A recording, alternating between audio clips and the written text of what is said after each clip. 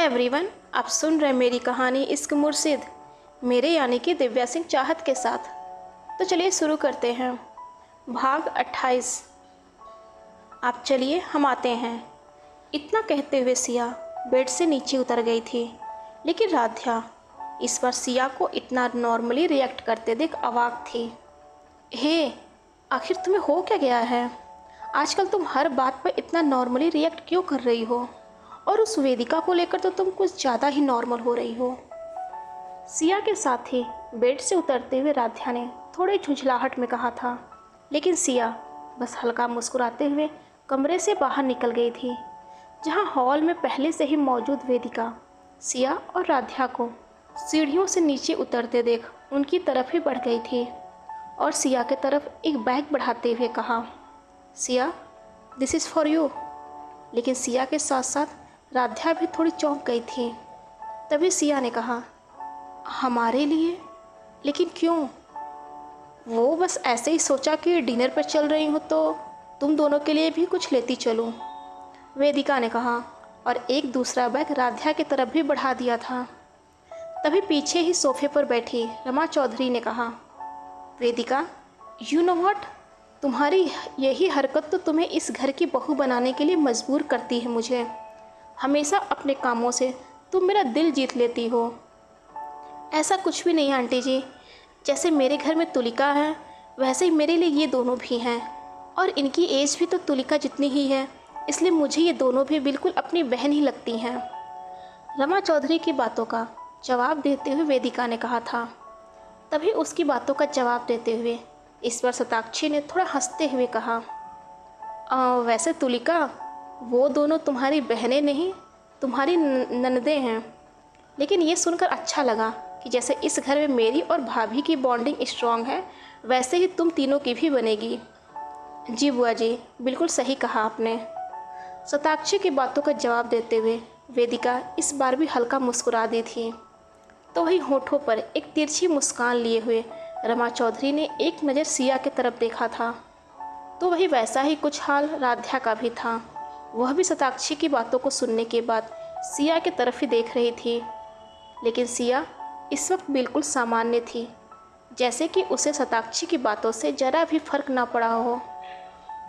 तभी दरवाजे पर खामोशी से खड़े राम को देखते हुए शताक्षी ने आगे कहा, अरे राम बेटा, तुम वहाँ क्यों खड़े हो?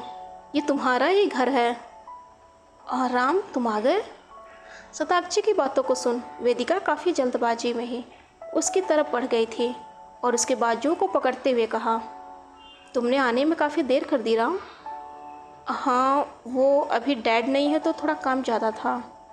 अपने बाजुओं से वेदिका की पकड़ को हटाते हुए राम का इतना कहना था कि इस बार वेदिका थोड़ी सीरियस होते हुए बोली, राम, तुम अभी तक मुझसे नाराज़ हो?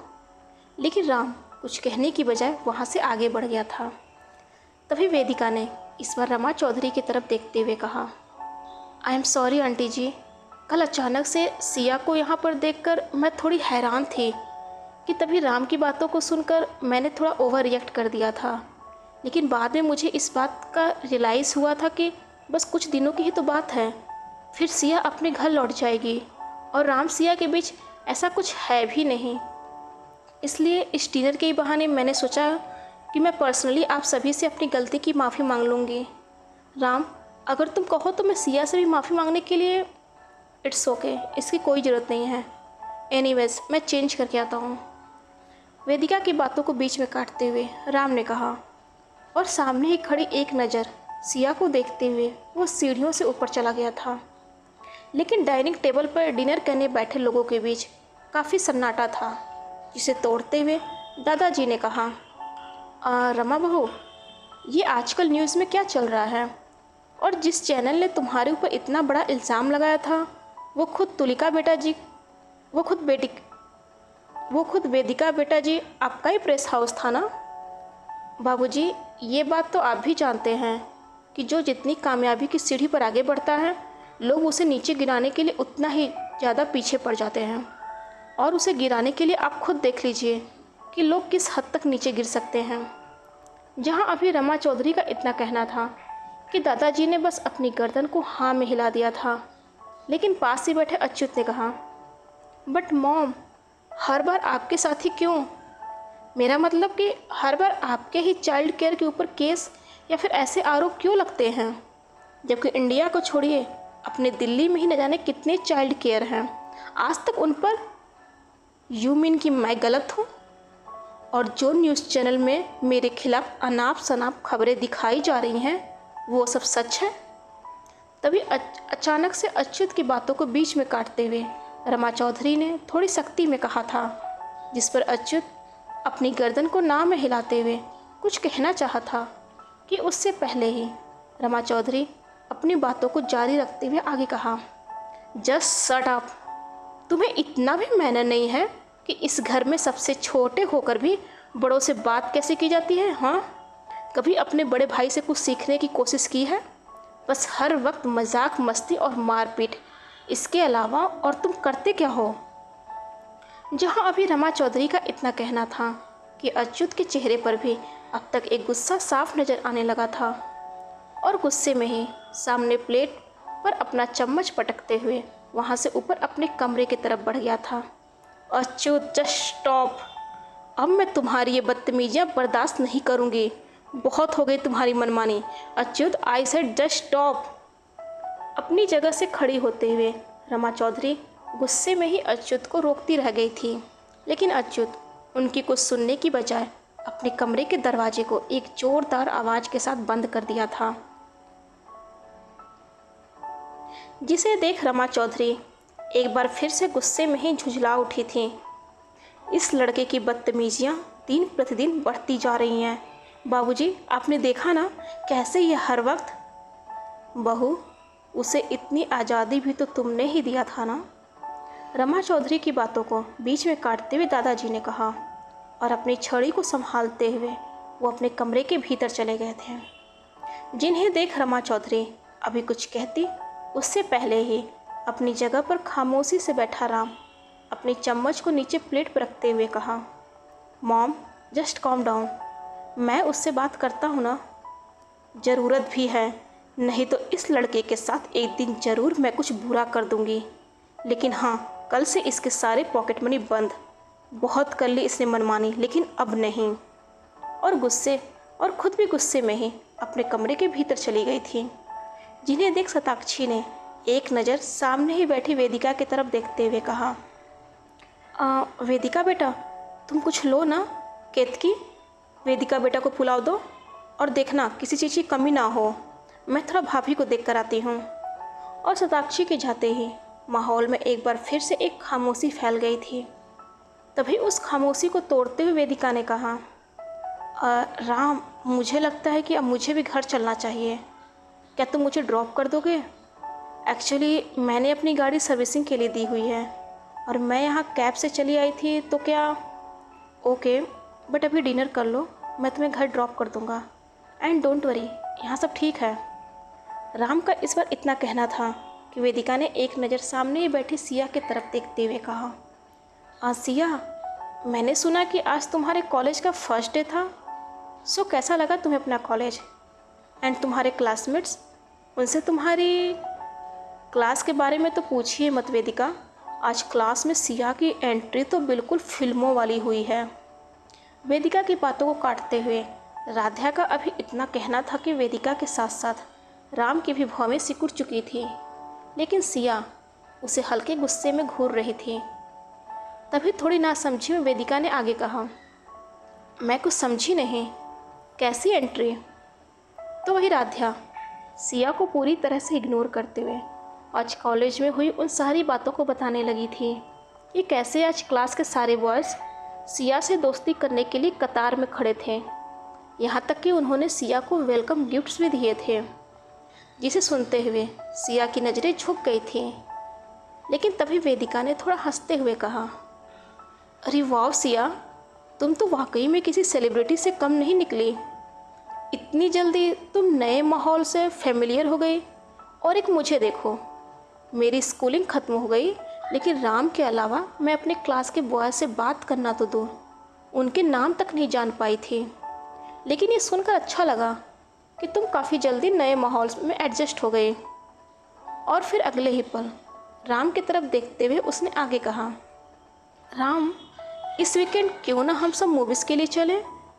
अभी तक सिया ने भी दिल्ली नहीं देखा होगा। ऐसे में उसका भी घूमना हो जाएगा और हम लोग वीकेंड भी एंजॉय कर लेंगे। क्यों सिया, इस वीकेंड तुम फ्री हो ना? लेकिन वेदिका की बातों को सुन राध्या अपनी गर्दन को ना में हिलाते हुए कुछ कहना चाहती थी कि उससे पहले ही सिया ने अपनी गर्दन को हाँ में हिलाते हुए कहा, हाँ हम लोग फ्री हैं। दैट्स परफेक्ट, फिर तो डन रहा, इस वीकेंड हम लोग मिल रहे हैं, वेदिका ने कहा।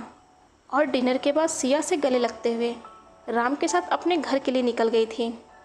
लेकिन इधर कमरे में राध्या, जो इस वक्त काफ़ी गुस्से में नज़र आ रही थी, बेड पर बैठी सिया के सामने लगभग गुस्से में ही कहा था, क्या ज़रूरत थी तुम्हें उस वेदिका से इतना फैमिलियर होने की? हाँ, और तो और तुम उसके साथ वीकेंड पे बाहर जाने तक के लिए भी रेडी हो गई। एटलीस्ट एक बार मुझसे पूछा तो होता। अगर तुम्हारा मन था तो हम अपने ग्रुप के साथ भी चल सकते थे ना। राध्या, बस एक बार हमारी बात तो सुनो। क्या सुनूं मैं? हाँ, तुम वेदिका को जितना शरीफ समझती हो ना, वो उतनी शरीफ है नहीं। लोगों का मानना है कि अगर सीधी उंगली से घी ना निकले तो उंगली टेढ़ी कर लेनी चाहिए, लेकिन वेदिका उस घी को सीधे चूल्हे पर चढ़ा देती है। आई बात समझ में? राध्या का गुस्सा उसकी बातों को सुन सिया कुछ कहती, उससे पहले ही राध्या ने उसकी बातों को बीच में काटते हुए कहा था। तो वही सिया इस बार खामोश थी, जिसे देख राध्या भी उसके सामने ही जाकर बैठ गई थी। सिया, तुम समझती क्यों नहीं हो? ये दिल्ली है और वेदिका जैसे लोगों से अगर तुम शराफत की उम्मीद करोगी तो वो तुम्हें सीधा गड्ढे में ढकेल देंगे। ठीक है, हम समझ गए, लेकिन अब तुम हमारी बात सुनो। इस बार राध्या की हथेली को पकड़ते हुए सिया ने कहा था, राध्या, इस वक्त हमारे बाबा हमसे नाराज़ बैठे हैं। जो हमारे सब कुछ थे और उनके दिन की शुरुआत हमसे होती थी, वो आज हमारी शक्ल भी नहीं देखना चाहते। इसलिए राध्या, हम अभी बस इतना चाहते हैं कि हमारे बाबा की नाराज़गी बस किसी तरह से ख़त्म हो जाए और वो हमें अपने साथ अपने घर ले चले। और राम भाई, तुम उनके बारे में कुछ भी नहीं सोचते? नहीं, क्योंकि इस वक्त हमारे लिए हमारे बाबा और हमारा फ्यूचर, मैं बस इन्हीं के बारे में सोच रही हूँ। क्योंकि बाबा की ये इच्छा थी कि हम पढ़ लिख कर एक दिन एक कामयाब इंसान बने। इस वक्त वो भले ही हमसे नाराज़ हैं, लेकिन हम उनके सपने को तो नहीं भूल सकते ना। और रहा सवाल राम का, तो राध्या, जो हमारा है और जिन्हें राम जी ने हमारी किस्मत में लिखा है, उसे हमसे कोई नहीं छीन सकता। उन्हें एक न एक दिन हमारा होना ही पड़ेगा, समझी तुम? इस बार सिया की इन बातों को सुन राध्या पहले से काफ़ी नॉर्मल और हल्का मुस्कुरा रही थी। इतना भरोसा है अपने राम जी पर? खुद से भी ज़्यादा, सिया ने भी मुस्कुराते हुए ही कहा था। तभी राध्या ने आगे कहा, अच्छा चल, अच्युत के कमरे में चलते हैं। पता नहीं अब तक उसका गुस्सा शांत हुआ भी है कि नहीं, यहाँ तक कि उसने कुछ खाया भी नहीं है। ये लड़का भी ना हर छोटी सी छोटी बात पे भड़क जाता है, बिल्कुल मामी जी की तरह ही है। इसलिए दोनों लोग के नाक पर हर वक्त गुस्सा जैसे टंगा रहता है।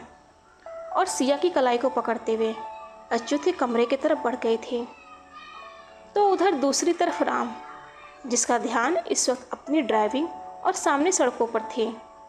तभी पैसेंजर सीट पर बैठी वेदिका एक नज़र राम की तरफ देखते हुए बोली, राम, आज सिया के बारे में सुनकर तो मैं काफ़ी शॉक्ड हूँ, क्योंकि मुझे तो लगता था कि सिया एक छोटे शहर की भोली भाली सी एक मासूम लड़की है। लेकिन कॉलेज के पहले दिन ही उसने पूरे क्लास से दोस्ती कर ली। मुझे समझ में नहीं आ रहा है कि अब मैं क्या बोलूं। जहां अभी वेदिका का इतना कहना था कि राम ने भी अपनी कार पर ब्रेक लगा दिया था, तो उधर अपने कमरे में बैठा रौनक फ़ोन की स्क्रीन पर सिया के नंबर को देखते हुए वो किसी उधेड़ बुन में भी था। क्या करूं? इस वक्त उसे कॉल करना ठीक रहेगा या नहीं? कहीं वो नाराज़ ना हो जाए, या फिर कहीं मेरे कॉल को देखकर उसके घर वाले ही उससे ना नाराज़ हो जाएं। क्या करूं? उसे एक मैसेज कर दूं क्या? लेकिन अगर वो मेरे मैसेज से भी नाराज़ हो गई तो? खुद में बड़बड़ाते हुए रौनक ने अपने फ़ोन को वापस से बेड पर रख दिया था। लेकिन तभी कुछ सोचते हुए उसने आगे कहा, अगर नाराज़ होगी तो बोल दूँगा कि मुझे उसका नोट्स चाहिए था और कल प्रोफेसर सिन्हा क्लास टेस्ट लेने वाले हैं, तो उस टॉपिक से भी कुछ पूछना था।